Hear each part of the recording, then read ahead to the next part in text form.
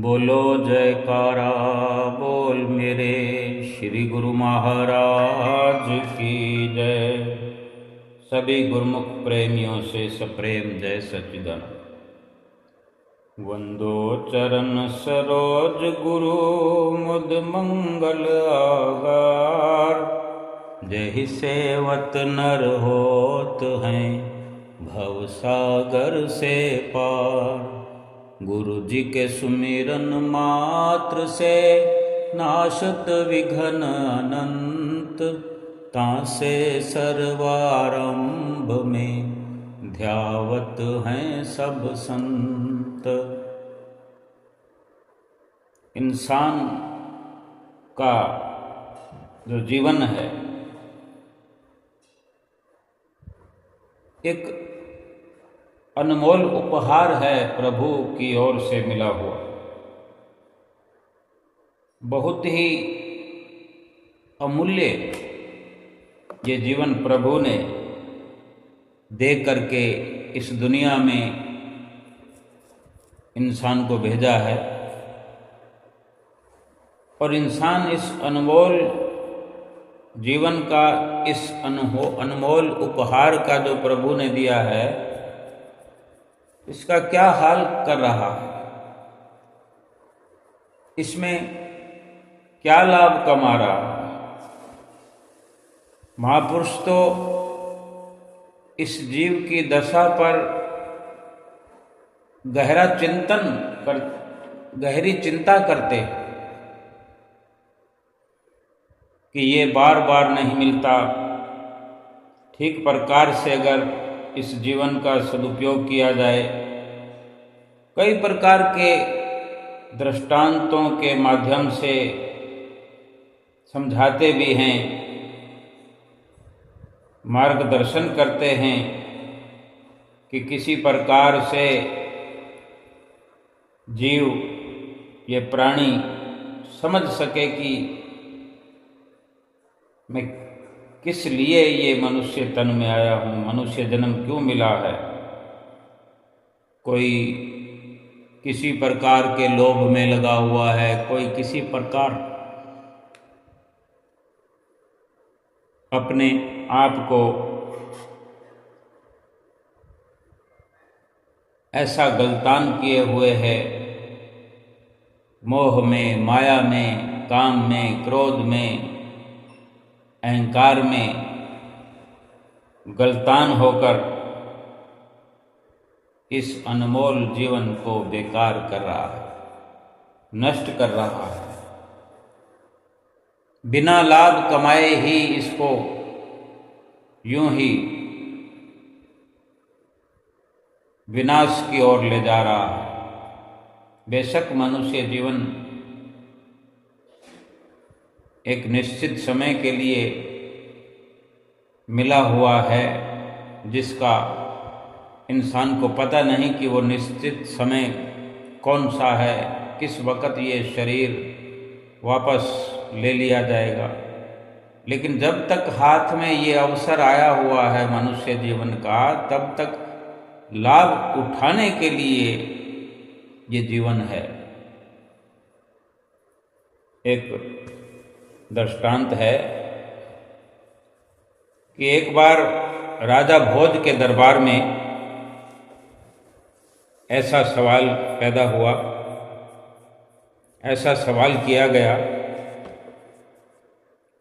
कि ऐसा कौन सा कुआं है जिसमें गिरने के बाद आदमी बाहर नहीं निकल पाता।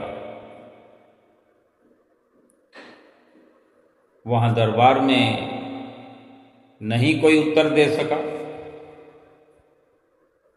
आखिर में राजा भोज ने अपने राज्य के राज पंडित से कहा कि भाई, ये तुम्हारी जिम्मेदारी है, तुम्हें इस प्रश्न का उत्तर 7 दिनों के अंदर लेकर आना। कहीं से लेकर आओ, किसी से भी पूछो, 7 दिनों के अंदर आपको इसका जवाब देना है कि ऐसा कौन सा कुआं है जिसमें इंसान गिर जाता है तो फिर कभी बाहर नहीं निकल जाता। कोई पानी के कुएं की बात नहीं है, ये एक समझने की बात है कि इंसान ऐसी कौन सी गर्त में, कौन सी दलदल में, ऐसा कौन सा कुआं है जिससे बाहर नहीं निकल पाता। ये जवाब देना था राज पंडित को। और राजा ने कहा कि अगर तुमने 7 दिन में जवाब नहीं दिया तो आज तक जो तुम्हें इनाम के स्वरूप धन दिया गया या कुछ और भी नजराने तुम्हें प्राप्त हुए, उपहार मिले हैं, इस सवाल का अगर तुम 7 दिन में जवाब नहीं दे पाए तो वो सभी प्रकार का धन इत्यादि तुमसे वापस ले लिया जाएगा और इस नगरी से तुम्हें, इस राज्य से बाहर कर दिया जाएगा, तुम्हें कहीं और जाना होगा। तो इस प्रकार राज पंडित जो अपने काम में लग गया था कि जवाब तो ढूंढना ही है, भला कौन अपना शहर छोड़कर कंगाल होकर के दूसरी जगह जाना पसंद करेगा। कोई जवाब मिल नहीं पा रहा था और इस प्रकार 6 दिन व्यतीत हो गए, एक ही दिन बाकी बचा था। अब वो निराश होकर कहीं जंगल की तरफ निकल गया। जब कोई सफलता नहीं मिलती तो कुछ सूझता नहीं है, दिमाग खराब हो जाता है, एक प्रकार से कुछ समझ नहीं आता कि क्या करो। वो जंगल की तरफ निकल गया। वहाँ उसकी भेंट एक भेड़ चराने वाले, बकरियां चराने वाले गडरिये से उसकी मुलाकात हुई, भेंट हुई। तो गडरिया उस राज पंडित को जानता था। गडरिये ने देखकर पूछा, आप तो राज पंडित हैं ना, राजा के दुलारे हो, इतनी चेहरे पर उदासी क्यों है, तुम्हारा चेहरा लटका हुआ है। तो मन में सोचता है राज पंडित, अपने पद का अभिमान हर किसी को होता है, अगर होता है तो फिर ये माथे पर दुख की शिकन भी आती है। किसी भी प्रकार का अहंकार हो तो उसका नुकसान स्वयं को ही भुगतना होता है। मन में सोचने लगा कि ये मेरा क्या मार्गदर्शन करेगा, ये कुछ मेरे काम का तो है नहीं जो मेरे से पूछ रहा है। अब वक्त तो ऐसा है कि किसी भी प्रकार से उसको वो जवाब चाहिए, कोई भी दे दे, लेकिन मन के अंदर अपने भीतर अहंकार से भरा हुआ है, अभी भी हारा हुआ है, लेकिन अहंकार अंदर समाया हुआ है और ऐसा सोच रहा है कि मैं कहाँ राज पंडित और ये भेड़ें बकरियां चराने वाला गडरिया, ये मुझे क्या बताया जो मैं इसको अपना उदासी का कारण बताऊं। कुछ नहीं बताया उसको। लेकिन गडरिये ने फिर से उदासी का कारण पूछते हुए कहा, पंडित जी, हम भी सत्संगी हैं, हो सकता है आपके सवाल का जवाब मेरे पास हो, आप निसंकोच कहिए। सत्संग में रमने वाला, सत्संग में बसने वाला और सत्संग अपने भीतर बसाने वाला, चाहे गडरिया हो चाहे राजा हो, सत्संग जिसके अंदर बसता है उसको हर प्रकार का जवाब देने में कोई भी परेशानी नहीं होती, क्योंकि सत्संग में सब कुछ संभव करके दिखाया जाता है, समझाया जाता है संतों की ओर से। तो राज पंडित इस प्रकार उससे सुनकर कि आप बताओ तो सही, क्या मालूम मुझे बताने से आपके सवाल का जवाब मैं दे पाऊँ। कुछ तसल्ली हो गई और राज पंडित ने सवाल बता दिया और कहा कि अगर कल तक प्रश्न का जवाब नहीं मिला तो राजा मुझे नगर से निकाल देगा। तो गडरिया बोला, मेरे पास पारस है, पारस, उससे खूब सोना बनाओ, क्योंकि पारस से तो जितना मर्जी सोना बना लो। पारस मणि को, पारस भट्टी को, जो पारस पत्थर है,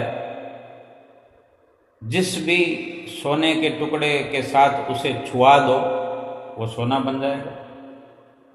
चाहे वो सोने का टुकड़ा छोटा हो, बड़ा हो, चाहे कोई लोहे लोहे लोहे के साथ पारस को अगर छुआ दो तो लोहा सोना बन जाता है। पारस चाहे अपने आप में छोटे आकार का हो और लोहा कितना भी बड़ा हो, अगर पारस के साथ छू गया तो वो तुरंत सोना बन जाता है। और यही वो गडरिया कह रहा है कि इस पारस से खूब सोना बनाओ आप, और एक राजा भोज तो क्या, लाखों राजा भोज तुम्हारे पीछे पीछे घूमेंगे। वो पारस मैं तुम्हें दे सकता हूँ। और वो गडरिया पारस देने के लिए तैयार हो गया राज पंडित को, और कहा कि एक शर्त है मेरी, एक शर्त आपको माननी होगी, फिर तभी मैं आपको वो पारस मणि दूंगा, चाहे जितना सोना बना लेना। तो राज पंडित ने पूछा, भाई बताओ क्या शर्त है तुम्हारी, क्योंकि वो केवल राजा के सवाल का जवाब देना जरूरी समझता था। तो उसने कहा, गडरिये ने राज पंडित से, कि तुम्हें मेरा चेला बनना पड़ेगा, शागिर्द बनना पड़ेगा, और जिसको इतना लाभ वाला सौदा मिल रहा हो, पारसमणि मिल रही हो, खूब सोना बना सके वो अपने जीवन में, चाहे तो कई राजाओं का राजा वो बन सकता है। तो चेला बनने में भी कोई आपत्ति नहीं होनी चाहिए। लेकिन वो राज पंडित सोच रहा है भीतर कि कहाँ मैं राज पंडित और ये 2 कौड़ी का गडरिया, इसका चेला बनूं, क्योंकि अहंकार से भरा हुआ है। लेकिन अपने स्वार्थ के लिए, अपने मतलब के लिए, चेला बनने के लिए हामी भर दी। तो फिर गडरिया भी बहुत होशियार था। गडरिया जवाब दे रहा है उसको कि ऐसा कौन सा कुआं है जिसमें गिर जाए एक बार इंसान तो फिर वापस निकल नहीं सकता कभी।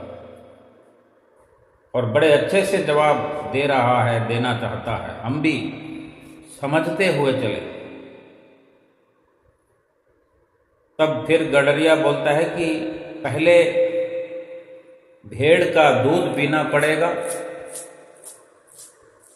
और इसी प्रकार शुरुआत करेंगे। अब चेला बन गया तो सब काम उसके कहने से करना पड़ेगा। कदम कदम पर उसका अहंकार आगे आ जाता था। अब राज पंडित सोचता है कि यदि एक ब्राह्मण होकर भेड़ का दूध पिए तो बुद्धि मारी जाएगी, और उसे कहता है, भाई मैं तो ब्राह्मण हूँ, मेरी तो मत मारी जाएगी, मैं ये दूध नहीं पीऊँगा। तो गडरिया भी कहता, फिर जाओ, रहने दो, तुम तुम्हारे रास्ते, मेरा पारस मेरे पास है। लेकिन ये तो हो नहीं सकता। राज पंडित को जवाब तो चाहिए था। तुरंत बोला कि अच्छा ठीक है, मैं दूध पीने के लिए तैयार हूँ, और बताओ आगे क्या करना है। दूध की बात पे सहमति हुई। फिर गडरिया बोलता है, पहले भेड़ के दूध को मैं जूठा करूँगा, पहले मैं पीऊँगा दूध को, यूँ समझ लो कि भोग लगाऊंगा जूठा करके, फिर तुम्हें दूंगा, तुम जूठा दूध पीना। फिर वही अहंकार क्रोध करता है राज पंडित कि भाई तू तो हद कर रहा है गडरिये, ब्राह्मण को जूठा दूध पिलाएगा। और बात बात में गडरिया भी अपने तेवर दिखाता है कि नहीं पीना तो फिर जाओ। अब राज पंडित झट से तैयार हो गए कि ठीक है, लाओ जूठा दूध पीने को मैं तैयार हूं। गडरिया बोला अब वो बात गई, अब वो जूठा दूध पीने वाली बात गई, पहले क्यों नहीं माना तुमने? अब नई बात सामने यह है कि वो देख रहे हो सामने जो एक मरे हुए इंसान की खोपड़ी पड़ी है। अब जंगल के रास्ते तो कई इस ऐसे कंकाल पड़े होते हैं, जानवरों के क्या, इंसानों के क्या। तो एक इंसान की खोपड़ी पड़ी थी, खोपड़ी का कंकाल पड़ा था। तो वो गडरिया कहता है इस कंकाल की खोपड़ी में भेड़ के दूध को दूह कर लाऊंगा, फिर उसको जूठा करूंगा, फिर तुम्हें पिलाऊंगा, तब मिलेगा तुम्हें पारस। पसंद हो ये सलाह तो ठीक है, नहीं तो अपना रास्ता लो। राज पंडित ने फिर खूब विचार किया और कहा कि है तो बड़ा कठिन, लेकिन कह दिया मैं तैयार हूं। तो गडरिया बोलता है अभी तो केवल बातें ही कर रहे हैं, न दूध दुहा गया, न दूध कोई जूठा किया गया, न पिया गया। एक वार्ता के अंदर, एक बातचीत में ही दोनों आपस में एक दूसरे के लिए तैयार होने में लगे हुए हैं। गडरिया बोला मिल गया जवाब। तो राज पंडित कहता है क्या जवाब मिल गया? गडरिया कहता है यही तो कुआं है लोभ का, तृष्णा का, जिसमें आदमी एक बार गिर जाता है तो फिर कभी निकलता नहीं।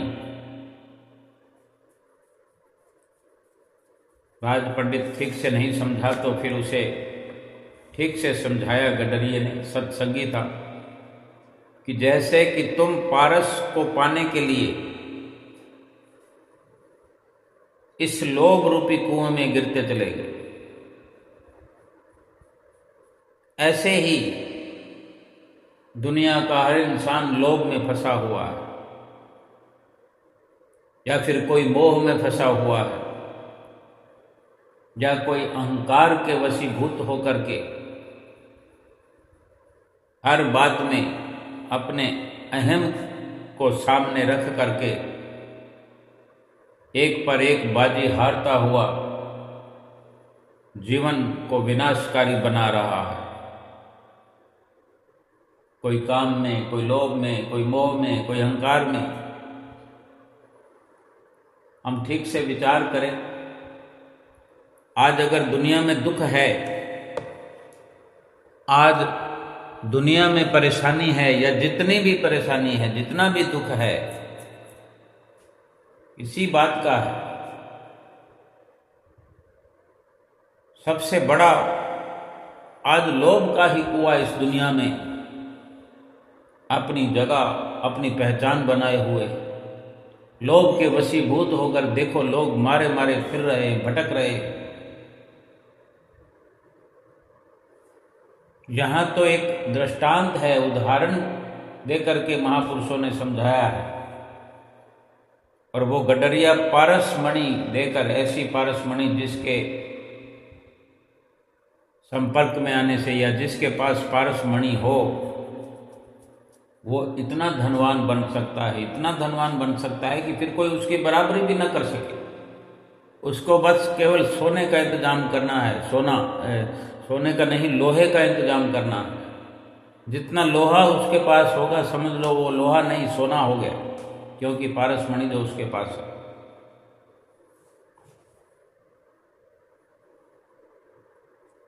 अब अगर हर इंसान लोभ के वशीभूत होकर रात और दिन धन कमाने में लगा है और भगवान के नाम के लिए जरा भी चिंता नहीं है, भगवान के नाम के लिए जरा भी सोच विचार नहीं है, तो छोटी छोटी उपलब्धियों के लिए भगवान के नाम को भुला दिया है। थोड़ा सा धन मिला कि अपना दीन ईमान छोड़ करके उसके पीछे लग जाते हैं। कोई भी लालच देकर हमें कहीं भी ले जा सकता है। केवल एक सत्संगी, सत्य का संग करने वाला, एक संतों की संगत में बैठने वाला, संतों के सत्संग के प्रभाव में आया हुआ व्यक्ति, चाहे वो गरीब हो, अमीर हो, किसी देश का हो, गांव का हो, नगर का हो, किसी भी राज्य का हो, वो लोभ के कुएं में नहीं गिरता। ऐसे क्षणभंगुर सामानों के लिए, धन पदार्थ के लिए अपना दीन ईमान नहीं बेचता। वो मनुष्य जन्म को यूं ही खाली बेकार नहीं जाने देता, क्योंकि सत्संग में ये पाठ पढ़ाया जाता है संतों महापुरुषों की। जिसको शरण मिल गई है, जो संतों महापुरुषों के हुक्म में रहना और हुक्म पर चलना जिसका जीवन है, उसने ये समझ अख्तियार कर ली है कि चाहे जितना भी सोना बना लिया जाए, लोभ के वशीभूत होकर जितनी भी माल मिल्कियत हासिल कर ली जाए, सब यहीं तो छोड़ के जाना है। जिस प्रभु ने ये जीवन उपहार में दिया है, ये मनुष्य जीवन क्या है? इस मनुष्य जीवन में उस पारसमणि से बनाए हुए सोने से भी कहीं अधिक लाभ प्राप्त किया जा सकता है, जो यहाँ छोड़कर जाने को मोहताज नहीं है इंसान। वो कमाया हुआ धन, वो लाभ यहाँ भी जीव के संग साथ रहता है, फिर बाद मरने के साथ भी लेकर जाया जा सकता है। वो है भक्ति का धन। पारसमणि अगर लोहे को सोना बना सकती है, तो वक़्त के संत सतगुरु सोने से भी बढ़कर इतने सक्षम हैं कि अपने संपर्क में आए हुए किसी भी इंसान को अपने जैसा संत बना देते हैं। वर्णन भी आया है कि पारस में और संत में बड़ो अंतरो जान, वो लोहा कंचन करे वो कर ले आप समान। पारस लोहे को सोना तो बना सकता है, लेकिन लोहे को पारस नहीं बना सकता। सोने तक ही सीमित है उसकी सक्षमता, उसकी ताकत। लेकिन संत अपने जैसा ही हर किसी को बना देते हैं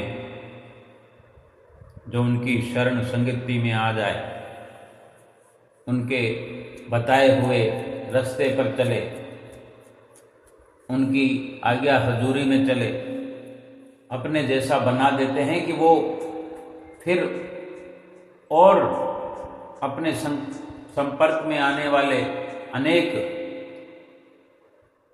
जीवों को इस दुनिया से, भवसागर से तार सकता है, पार कर सकता है।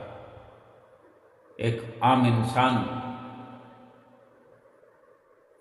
ऐसा होनहार संत बन जाता है संतों की मेहरबानियों से कि वो भी अपने संपर्क में आने पर दूसरों को भव से पार लगाने वाला बन जाता है।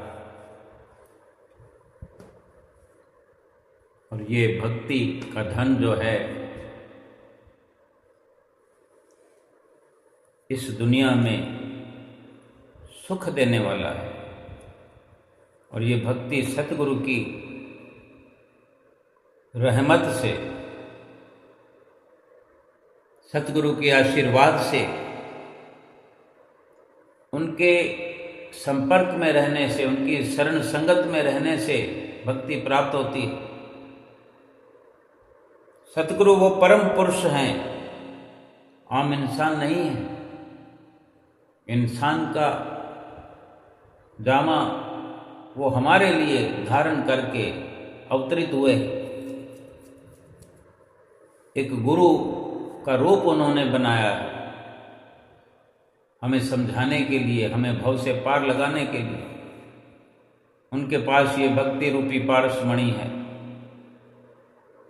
ये नाम की जो बख्शिश करते हैं, ये पारसमणि है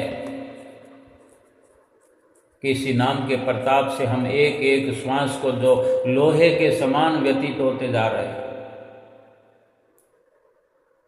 लोहा भी कुछ कीमत रखता है, लेकिन ये श्वास जब यूं ही चले जाते हैं, इस एक एक श्वास के खर्च करने के बदले कुछ भी हासिल नहीं हो रहा है, हमें कुछ भी नज़र नहीं आ रहा है। अगर आ रहा है तो कोई बताए कि भगवान के नाम को जपने से, भगवान के नाम की माला फेरने से, सुमरन के अलावा जो कुछ भी आज तक एकत्र किया है, कमाया है, उसकी वैल्यूएशन निकालें कि उससे क्या मिलने वाला है।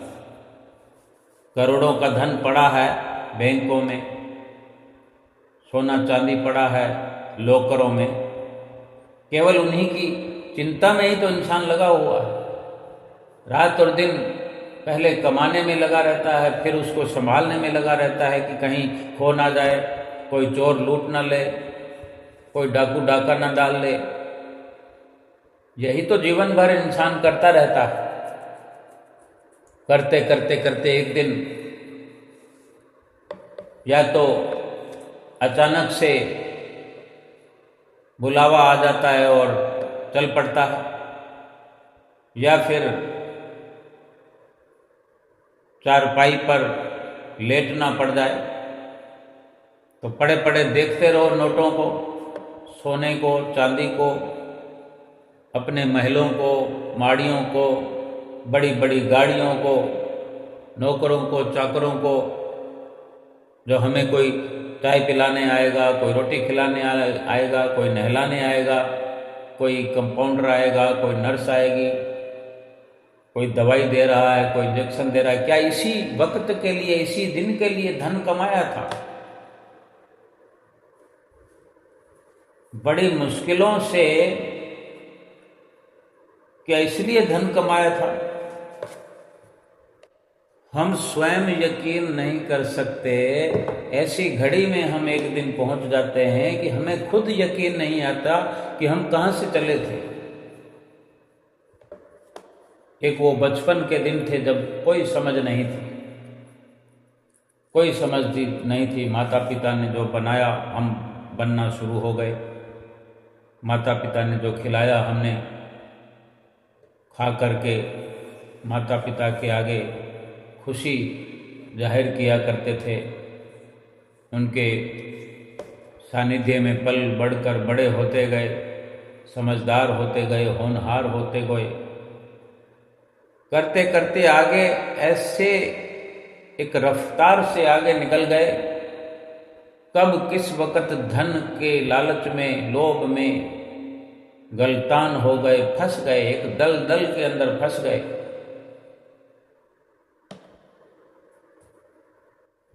कितनी मुश्किलों से धन कमाया। जिसको भी देखो धन कमाने वालों को अपनी स्टोरियां सुनाते हैं कि मैंने ऐसा पुरुषार्थ किया, मैंने ऐसे मेहनत करी, ऐसे मशक्क़त की, ऐसे ऐसे जतन किए। कोई ऐसा वक्त होता था, दुख में सुख में कोई पूछने वाला नहीं होता था। एक टाइम खाया, एक टाइम नहीं खाया, जैसा होता था खा लेते थे, जैसा मिलता था पहन लेते थे।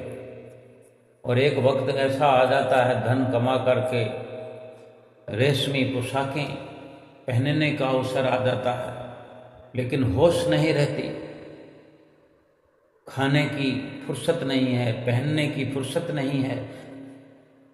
सूरत जिसको गगन में चढ़ाना था, अपने ध्यान को जो सतगुरु के दीदार में लगाना था, भगवान को पाने के लिए जो जतन करना था, पुरुषार्थ करना था, अपने एक एक पल को धन के लोभ में खर्च करते करते करते युवा अवस्था भी समाप्त हो गई, प्रौढ़ अवस्था आ गई, बुढ़ापा आ गया। बुढ़ापा भी ऐसा कि अगर चारपाई पे लेटना पड़ गया, चारों ओर नौकर भी खड़े हों, तो उसमें क्या लाभ है? अगर वक्त रहते प्रभु का साथ मिल जाए, वक्त रहते सतगुरु की संगत मिल जाए, सतगुरु की सोहबत मिल जाए, सतगुरु से दीक्षा प्राप्त हो जाए, शब्द की बख्शिश अगर सतगुरु कर दें, वो कहीं लाखों से, करोड़ों से, अरबों से भी कहीं ऊंचा दर्जा उस जीव का हो जाता है जिसको भगवान के नाम से प्यार हो जाता है, प्रेम हो जाता है,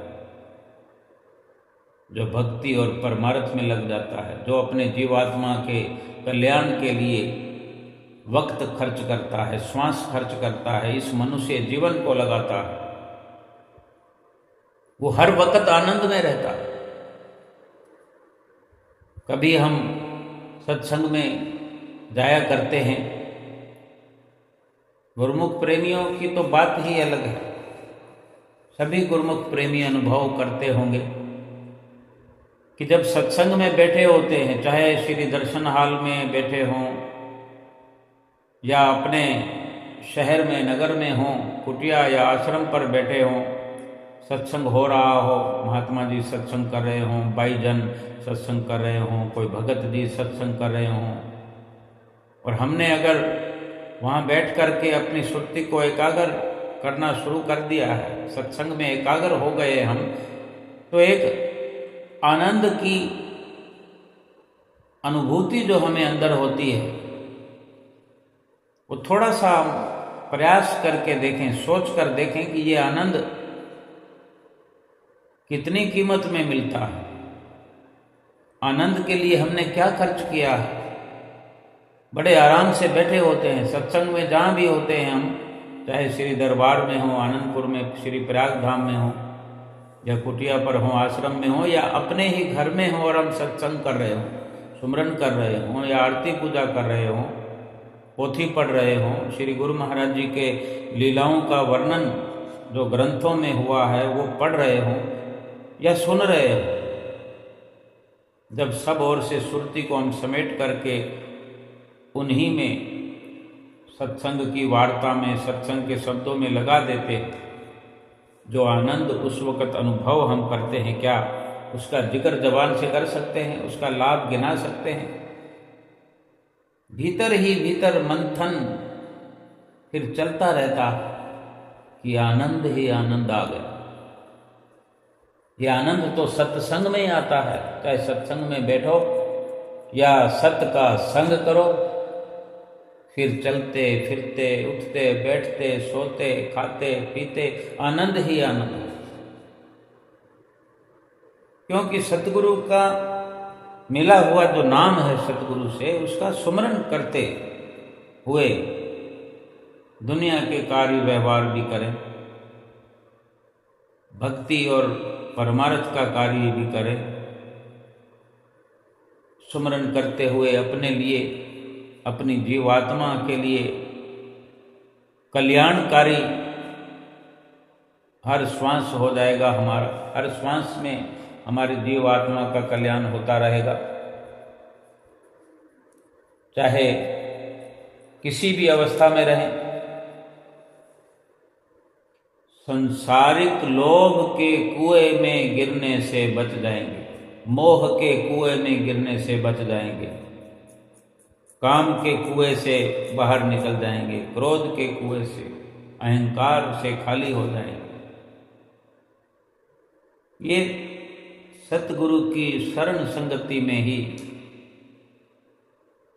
संभव हो सकता है। हम रोज अमृत वेले में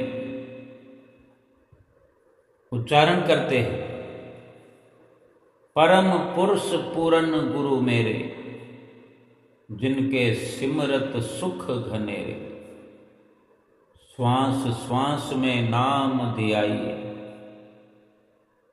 जब ऐसे अमृत वेला चाहे हम मोबाइल में भी लगा दें या कोई भगत जी महात्मा जी गा रहे हों कुटिया पर, अमृत वेले गुरु दर्शन पाइए, अपने गुरु जी पे बलि बलि जाइए, परम पुरुष पूरन गुरु मेरे, जिनके सिमरत सुख घनेरे, श्वास श्वास में नाम ध्याइए,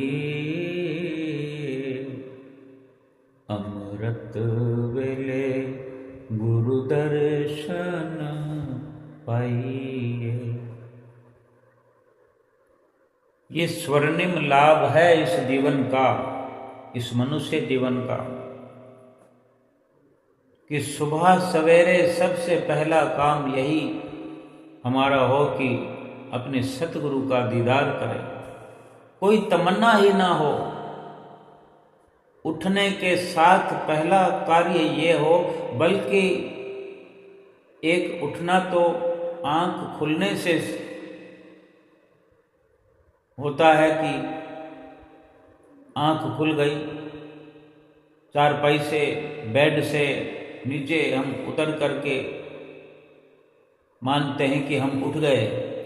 एक मोह से, मोह की निद्रा से जब हम जाग जाते हैं तो फिर क्या सुबह, क्या शाम, क्या दोपहर, क्या रात, क्या आधी रात, क्या अमृत वेला,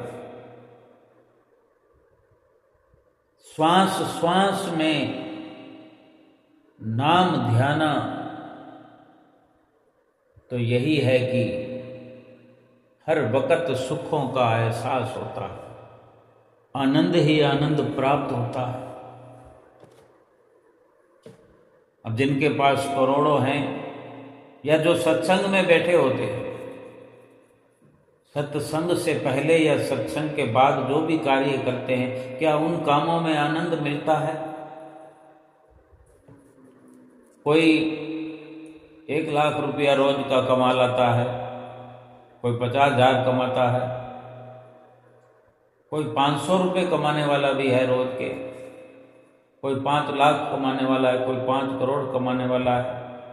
हम सबका ध्यान नहीं रखते फिरते, लेकिन केवल समझने के लिए जरूरी होता है कि जिक्र आता है शब्दों का। भाव यह है कि कोई कितना भी कमा के लाता हो, क्या कोई अपनी दुकान पर से, कोई अपनी फैक्ट्री से, कोई अपनी ऑफिस से, कोई अपनी कंपनी से, चाहे कोई रेडी लगाने वाला हो वो अपनी रेडी के कारोबार से, शाम को घर आते वक्त कोई आनंद कमा कर लाया हो घर?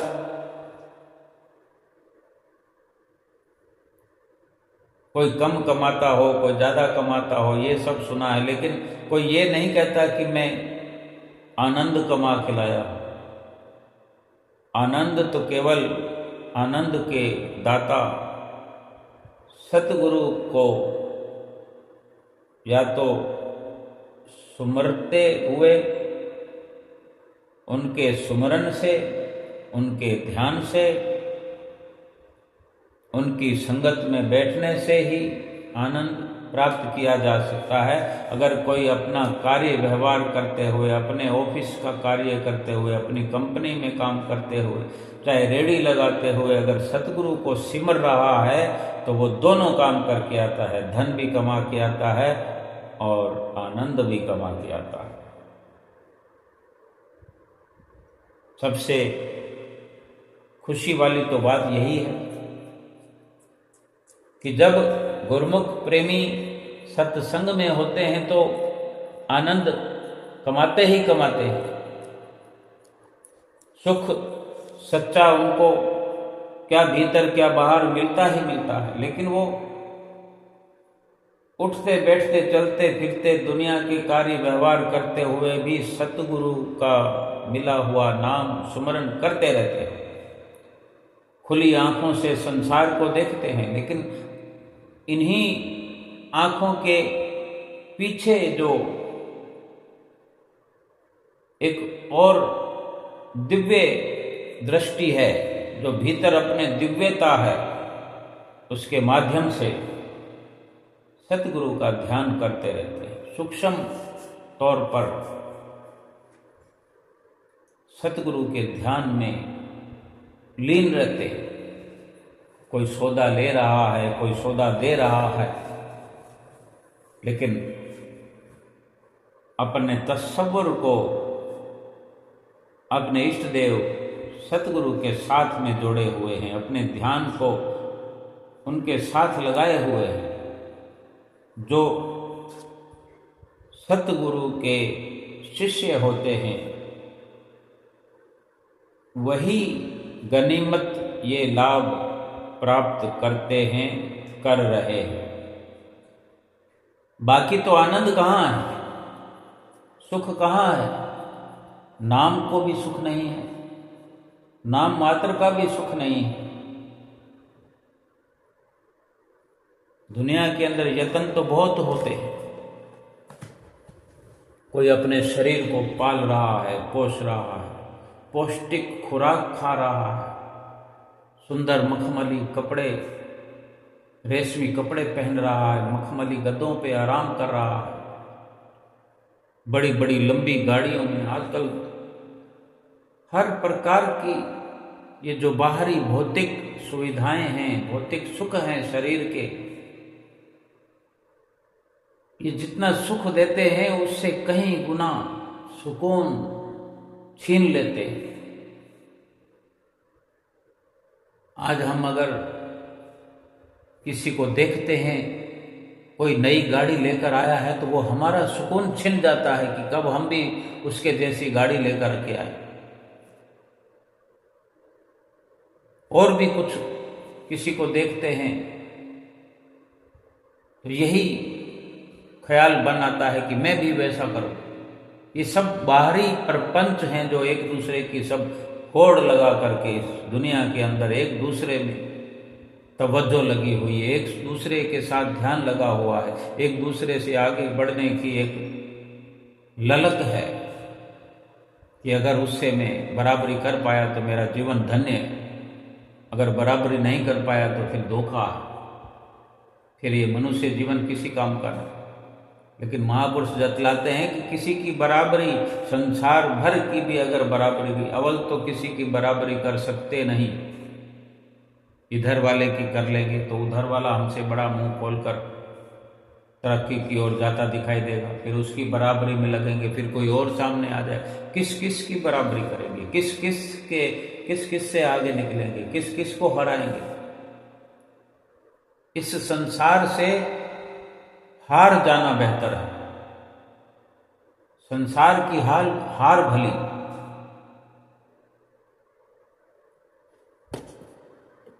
क्योंकि जो भगवान के रास्ते पर है, जो भगवान के रास्ते पर आगे बढ़ना चाहता है, जो भगवान को पाना चाहता है, महापुरुष ने फरमाया है कि हरि के जन हारे भले, जीतन दे संसार, हारे हरिपुर जाएंगे और जीते जम के द्वार। जिन्होंने संसार से जीतना छोड़ दिया, जीतना है तो अपने मन को जीतना, मन पर विजय प्राप्त करना है। जिसने मन पर विजय प्राप्त कर ली उसने सारे संसार को जीत लिया।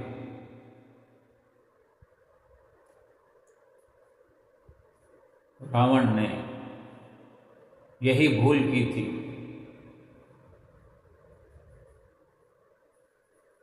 कि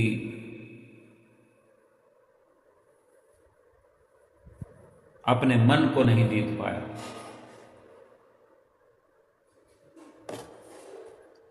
तो क्या कमी थी उनकी? सिकंदर बादशाह संसार को जीतने में लगा रहा, कभी मन को जीतने का प्रयास नहीं किया। जो मन को जीतते हैं फिर उनको संसार को जीतने की जरूरत नहीं पड़ती, संसार तो उनके वश में हो जाता है। संसार की तरफ उनका भागना दौड़ना बंद हो जाता है, क्योंकि समझ आ जाती है कि संसार झूठा है, बेबका है। महापुरुषों के अटल जो फैसले हुआ करते हैं, महापुरुषों की सत्संगत में बैठने से, उनकी नज़दीकी में रहने से, उनके हुक्म को सिर पर धारण करने से ही लाभ मिलता है उनके अटल फैसलों का। वही समझाते हैं कि केवल अपने मन पर काबू जिसने कर लिया है उसी ने आनंद को पाया है और वही आनंद में समाया है। जितना भी संसार में चाहे कोई धन कमाए, मिल्कियत बनाए, माल खजाने बनाए, कुटुंब कबीले बनाए, जो कुछ भी बनाए, जितनी मर्जी जमीन पर कब्जा कर ले, रजिस्ट्री पट्टे बना ले कि ये मेरा है, ये मेरा है, ये मेरे नाम से, मेरे भाई के नाम से, ये मेरे बेटे के नाम से, ये मेरे पोते के नाम से, ये मेरी पोती के नाम से, उन सब के नाम करने के बाद भी वो उन सब में अपना अक्स देखता है, अपनी हुकूमत रखता है। लेकिन सारी हुकूमत यहीं की यहीं धरी रह जाती है। इस धरा का सब धरा पर धरा रह जाएगा। ये नाम जो प्रभु ने, सतगुरु ने हमें बख्शा है, अगर इसको सुमरण करते हैं, सुमरते हैं, तो इतनी समझ आ जाती है कि नश्वर समान को जो इस धरा पर जो कुछ भी है, दृष्टमान रचना जो हम आँखों से देखते हैं, जहाँ तक हमारी नज़र जाती है, इस धरा पर जो कुछ भी है सब इस धरा का धरा पर धरा रह जाए, ये समझ आ जाए तो फिर इसके पीछे भागने की ज़रूरत नहीं, इसके पीछे दौड़ने की ज़रूरत नहीं, इसको पाने का लालच नहीं है। जो हाथ से फिसल जाएगा, हर हुकूमत यहीं धरी रह जाएगी, उसके लिए मेहनत करने की, जतन करने की भला क्या ज़रूरत है? कौन मूर्ख होगा जो मिट जाने वाली वस्तु के साथ अपना प्रेम करेगा, अपना नेह लगाएगा? मिटते सु मत प्रीत कर, रहते सु कर नेह, कहे कबीर इनमें कछु साचो नहीं। जिसने भी नाशवान दुनिया से प्रेम किया, मिटने वाली वस्तुओं से प्रेम किया, वो संसार से खाली गए। जो इस दुनिया के बड़े बड़े बादशाह होकर भी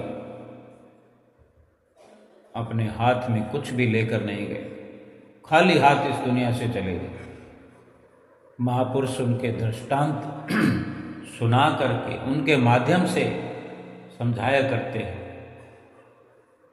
हम गुरुमुख हैं, प्रेमी हैं, सेवक हैं श्री दरबार के, महापुरुषों के वचनों पर अमल करते हुए